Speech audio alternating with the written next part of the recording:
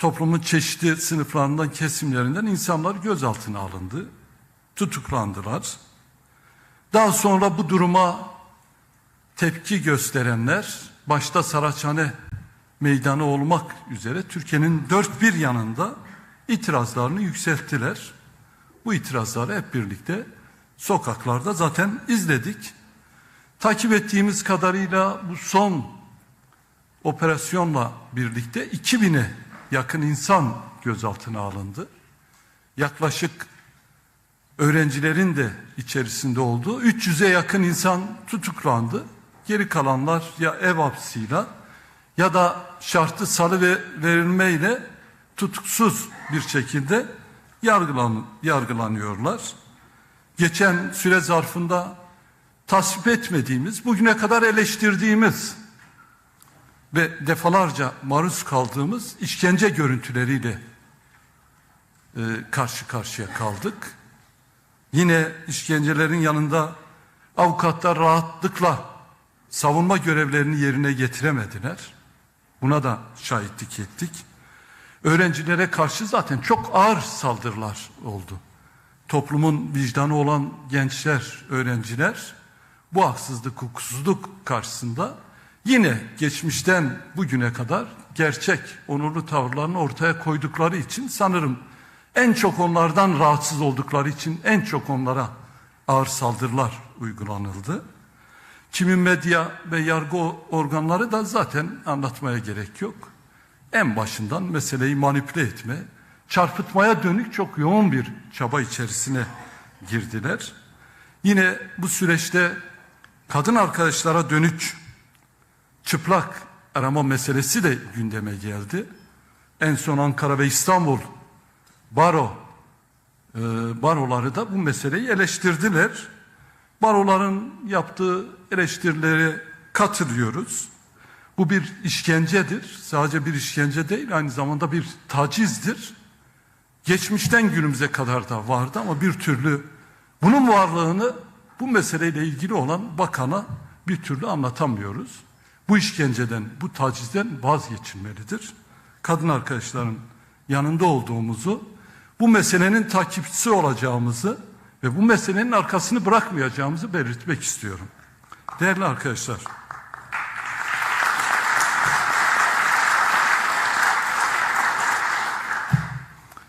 bir şeyi artık açık ve net bir şekilde ifade etmek gerekiyor. Ya insanlar artık keyfiyet halinden, kurumların kişisel hale getirilmiş olmasından, geleceksizlikten, yaşam güvencesinin kalmamasından, kayırmacılıktan bıktı. Muhtemelen bu salondakiler de böyle düşünüyor. Sürekli bir tehdit, sürekli bir baskı altında yaşamak insanları bezdirdi. İnsanlar iradesinin çiğnenmesinden, onurlarının kırılmasından artık gına getirecek hale geldiler. İktidar bir şeyi artık net bir şekilde görmeli. İnsanlar neye tepkili biliyor musunuz? Türkiye'nin dört bir yanında sokağa çıkanlar, evet bir haksızlık, hukuksuzluk var. Ama en çok da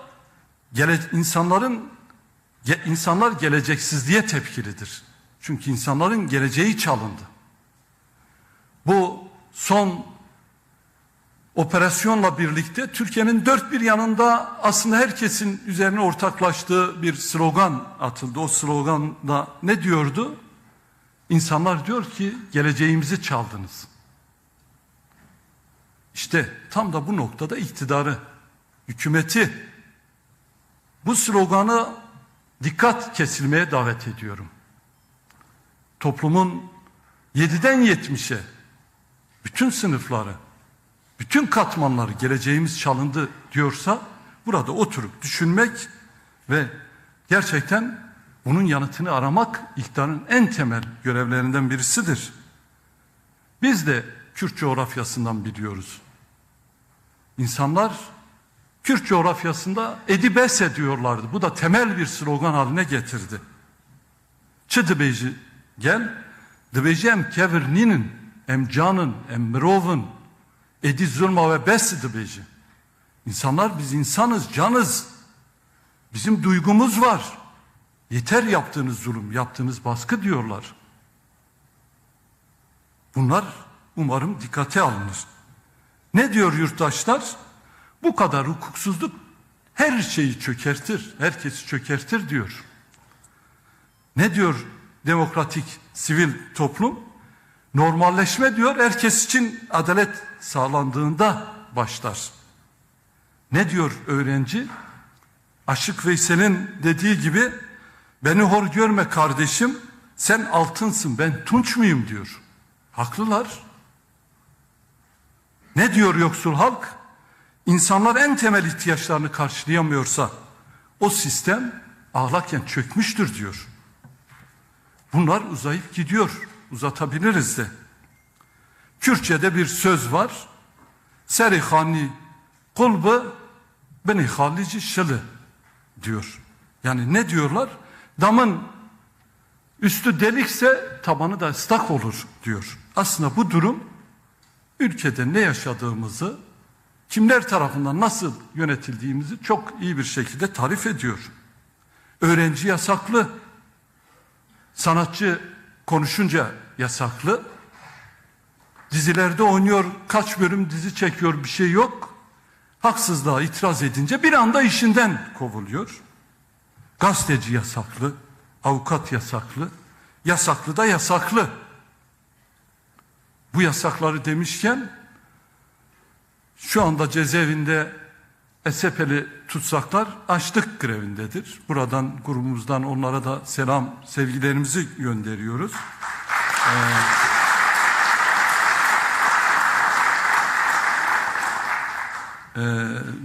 Bir an önce serbest bırakılmalılar.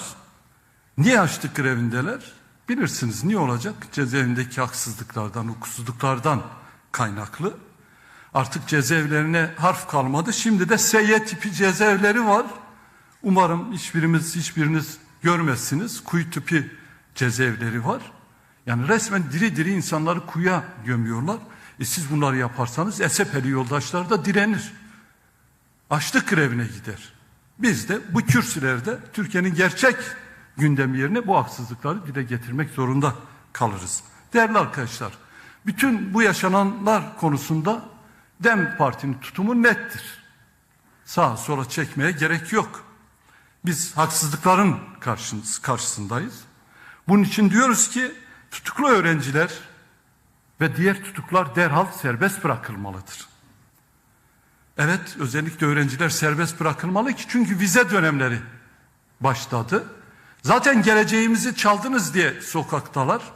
Şimdi bu vize döneminde öğrencileri tutukluğuna devam ettirmek bir yıllarını daha çalmak demektir. Onun için bu konuda ilgileri duyarlı olmaya çağırıyorum. Bu gözaltı avından artık Türkiye çıkmalıdır ya. Her sabah uyandığımızda toplumun bir kesimi, her sabah uyandığımızda Türkiye'nin bir kentinde bir şey gerekçe yapılarak, aslı olmayan, astarı olmayan gerekçelerle bir gözaltı avı devam ediyor. Bunlardan vazgeçilmelidir. İnsanlar protesto edebilir. Protesto hakkı, boykot hakkı bir haktır ya. Dünyanın her yerinde var. Burası dünyadan yalıtık bir yer değilse burada da insanlar haksızlık karşısında protesto, boykot hakkını kullanabilir. Gayet normaldir. Buna saygı göstermek gerekiyor. Kurumlar halkı aleni bir şekilde tehdit etmekten, parmak sallamaktan artık vazgeçmelidir ya. Kurumun işi tehdit mi etmektir? Yoksa sokağa dökülenlerin niye döküldüğünün üzerinde durup bir de olmaması için gerekli olan zemini mi yaratmaktır? Bu soruları da soruyoruz. Şimdi değerli arkadaşlar, sizinle ilginç bir bölüm paylaşacağım. Bundan 27 yıl önce gideceğiz birlikte. Genelde siz her grup toplantısında 100, 200, 500 yıl gerilere götürüyoruz. Bu sefer biraz daha yakın bir dönem. Ama kimin bu konuşmayı yaptığını söylemeyeceğim. Herhalde sona doğru siz tahmin edersiniz. Etmeseniz de zaten söyleyeceğim. Evet. Türkiye Cumhuriyeti vatandaşı bir hatip 27 yıl önce aynen şu konuşmayı yapmış. sayın basın mensupları da dikkatle izlerse bence bunlar çok önemli. Evet, ne demiş? Demiş ki hukukun siyasallaştırılması ve yargının siyasete alet edilmesi demokrasiyi yaralar. Demokrasi hukuksuz yaşamaz demiş. Türkiye'de bugün gelinen noktada demokrasinin geliştirilmesine ve hürriyetlerin artırılmasına ihtiyaç var demiş. Yine devam etmiş. Fakat ülkemizde tam tersi. Ne gözlüyoruz? Bugün Türkiye hızla içine kapanmakta ve millet iradesi görmezden gelinmektedir demiş hatip.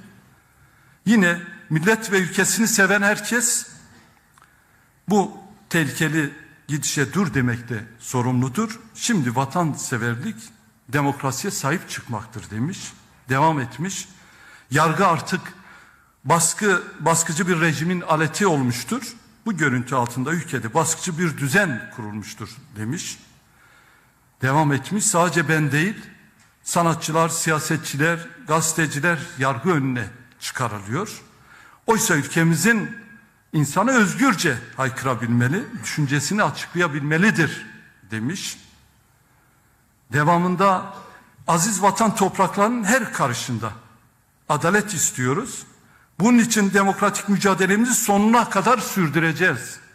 Provokasyona gelmeyeceğiz ama baskıya da boyun eğmeyeceğiz demiş. Ya bunu Deniz Gezmiş falan dememiş, daha geleceğim.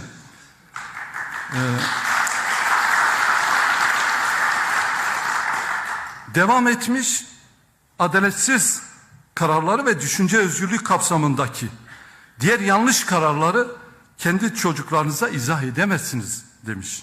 Yaşadığımız dünya izah edemezsiniz demiş. Çok önemli şeyler sona doğru söylemiş yine. Bu böyle gitmez demiş. Biz de hep diyoruz ya.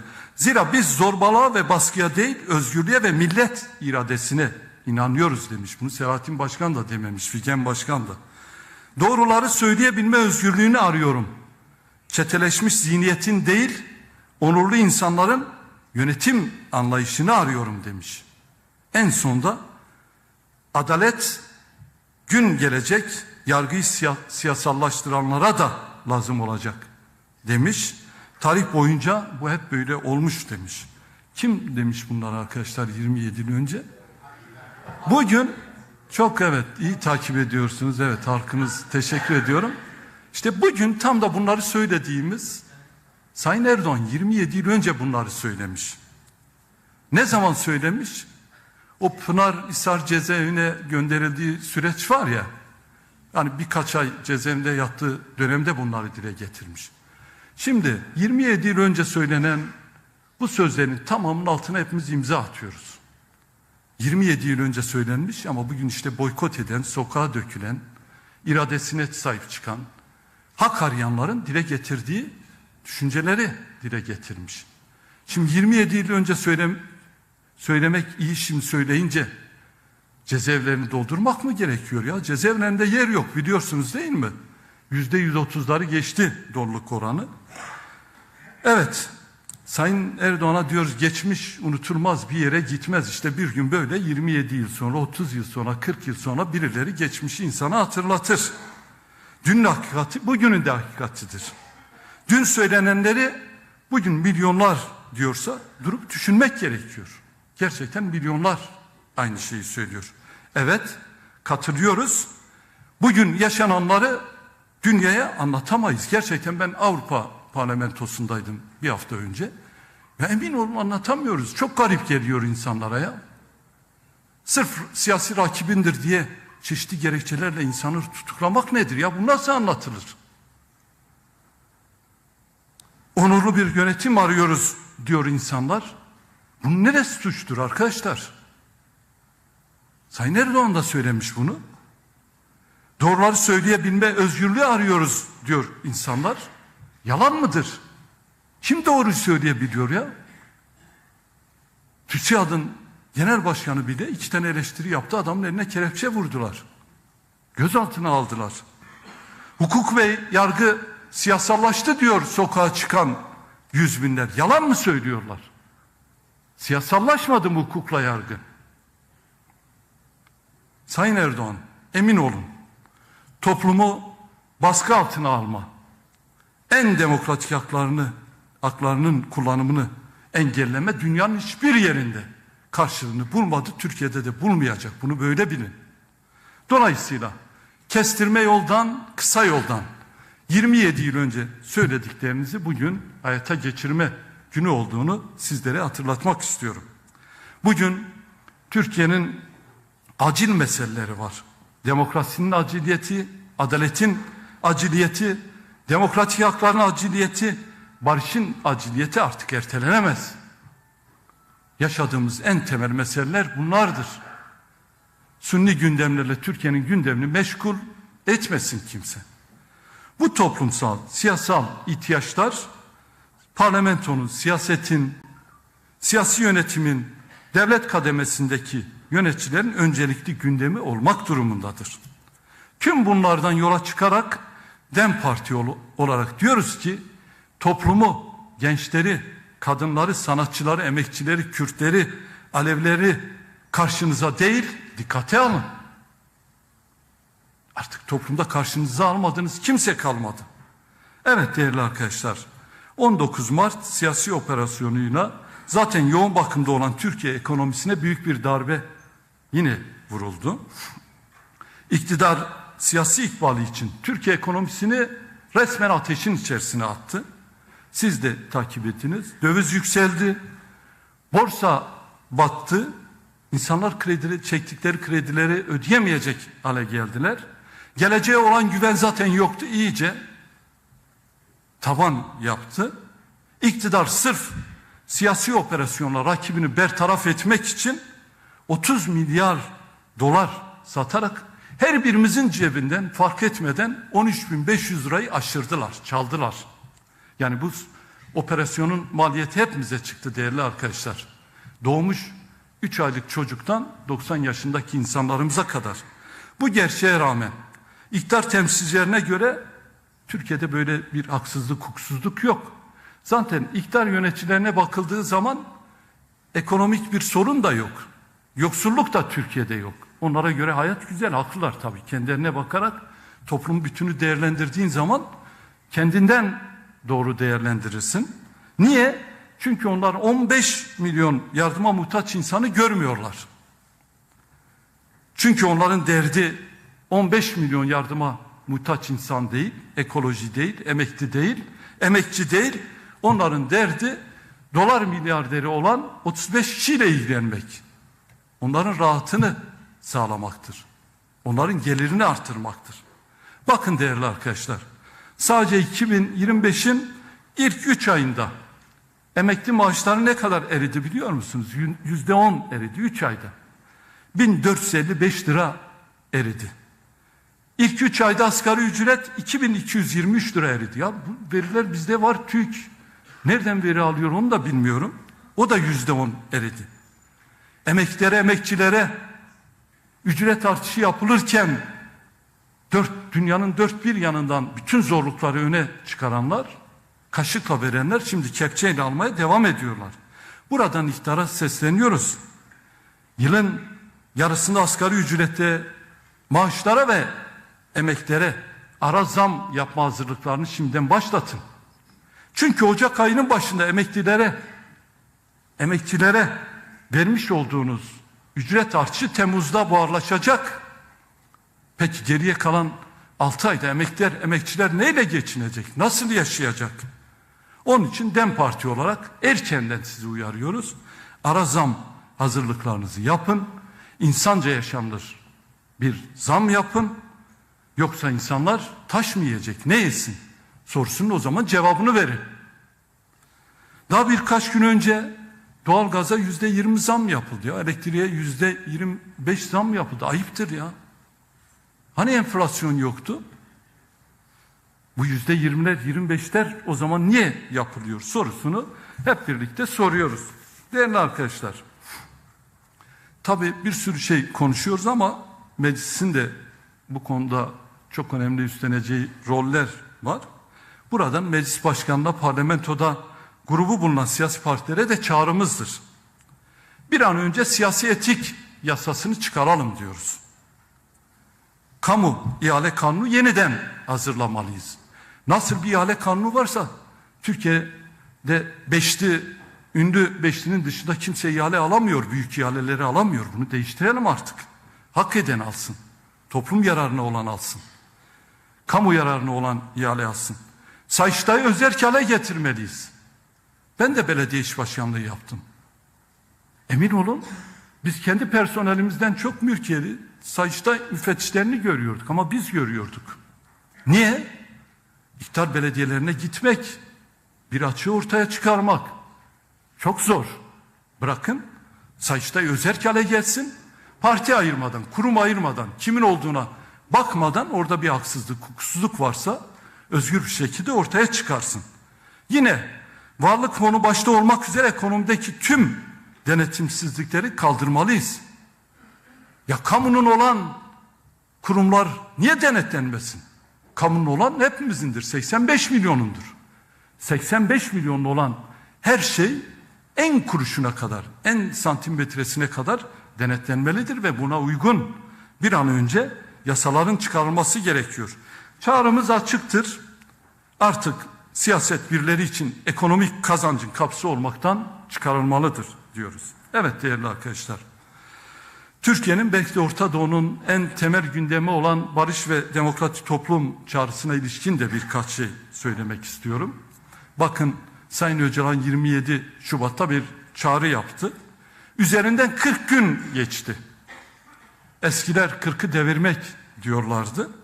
Resmi anlamda 40 gündür aslında barışı konuşuyoruz. Gerçekten yeni bir başlangıç olduğunu söyledik sizlere yaptığımız toplantılarda. Sizlere umut verdik. Kürt halkı Türkiye halkları hiç olmadığı kadar barış için kenetlenmiş bir durumdadır.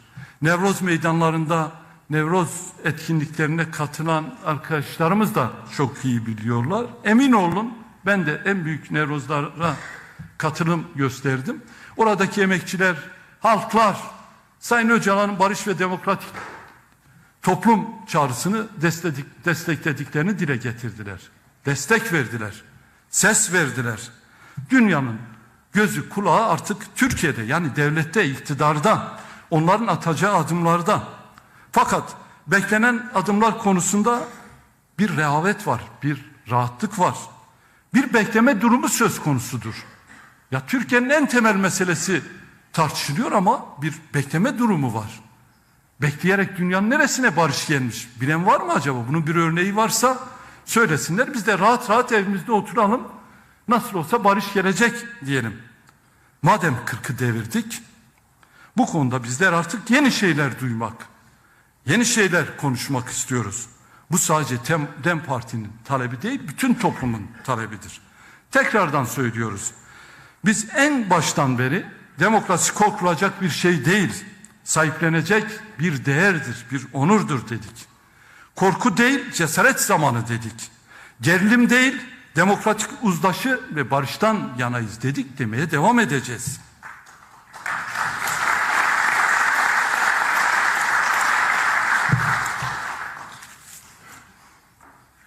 Fakat sürecin selameti ve sağlığı açısından herhangi bir adım atılmadı. Yürütme erki tarafından topluma güven ya da güvence verecek herhangi bir duruş sergilenmiyor. Biz de doğal olarak soruyoruz. Barış korkulacak bir şey midir? Barış utanılacak bir şey midir? Barış yenme yenilme ikilemine, küçük dar siyasi hesaplara kurban edilecek bir şey midir diyoruz. Barış beklenerek, zamana yayarak kendi kendine gelen bir olgu mudur? Yoksa büyük çaba ve emek işi midir? Sorusunu sizin huzurunuzda başta iktidar olmak üzere yönetenlere soruyoruz. Barışı konuşmaktan uzak durdukça, erteledikçe, yetmezmiş gibi İstanbul'da olduğu gibi antidemokratik uygulamalar arttıkça nasıl güven tesis edilecek? Nasıl inanacak Kürtler, emekçiler? Eşit ve özgür yurttaşlık böyle sağlanabilir mi? Lütfen iktidardan bir kişi çıkıp biraz önce sorduğumuz sorulara cevap versin. Siz de merak etmiyor musunuz? Barış bekleyerek, durarak, izleyerek geliyorsa bizi ikna etsinler. Bu rehavete, bu sessizliğe artık son vermek gerekiyor diyoruz. Değerli arkadaşlar, bayramda Sayın Öcalan ve yanındaki arkadaşları, aileleri ziyaret etti. Sağlıkları, moralleri yerindeymiş. Herkese aileler aracıyla selam, sevgilerini göndermişlerdi. Biz de buradan selam, saygılarımızı gönderiyoruz.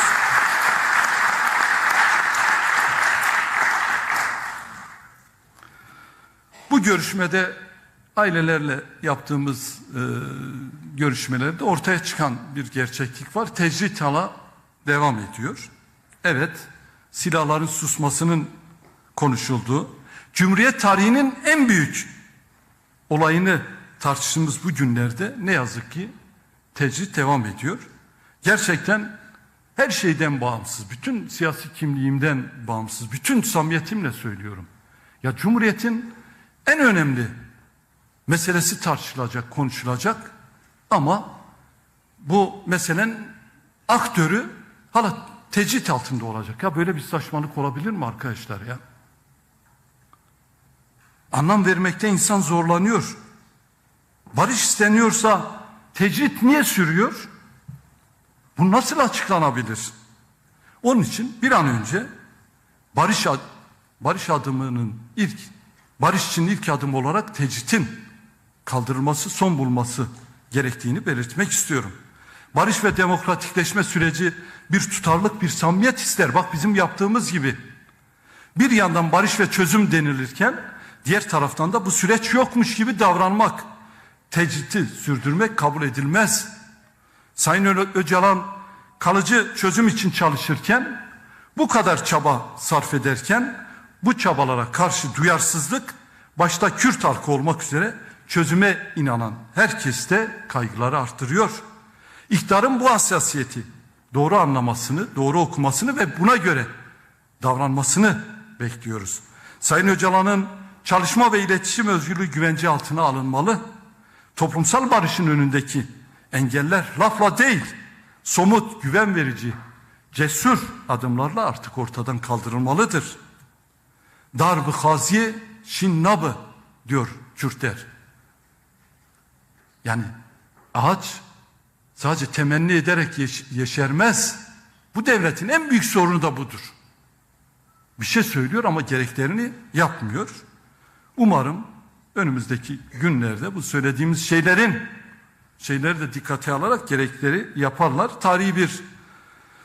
Tarihin bizi izlediği çok önemli bir kavşaktayız. 100 yıllık bir eşikteyiz. O halde bu tarihi döneme uygun adımlar atılmasını bekliyoruz biz de.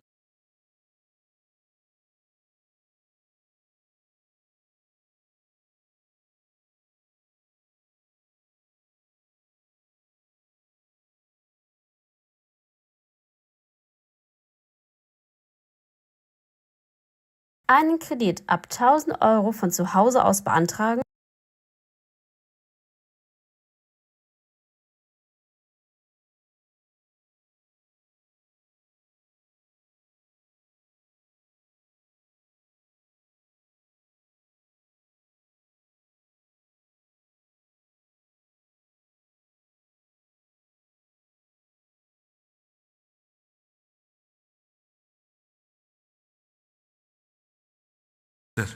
Değerli arkadaşlar,